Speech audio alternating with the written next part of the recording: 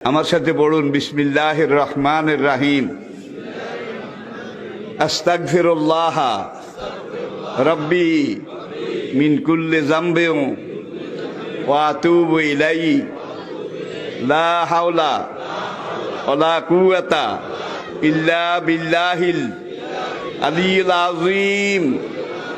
তাওবা ইয়া আল্লাহ, তাওবা ইয়া আল্লাহ, তাওবা ইয়া আল্লাহ, তাওবা ইয়া রাব্বি, লা ইলাহা ইল্লাল্লাহু মুহাম্মাদুর রাসূলুল্লাহ।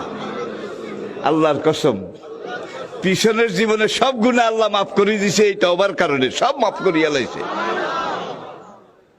আর কিছু কিছু টেন্ডল আছে, কেঁডা আছে, গুনাহ তো করতে আসি, হুজুরে যখন কইছে অন তওবা করি কিছু ছাড়াই হালাই, কাজ বেনা আবার শুরু করিও,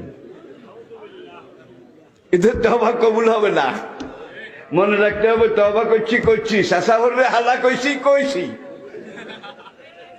তওবা করেছি জীবনে আর গুনাহ। এই নিয়ত নিয়ে, এই প্রস্তুতি নিয়ে তওবা করতে হবে। নবী বলেন, আত-তাইবু মিনাজ যামবি কামান লা যামবা লাহু। এইভাবে যে তওবা করেছে আল্লাহ এমন ভাবে মাফ করে দিয়েছেন যেন তার জীবনে কোনো গুনাহ নাই।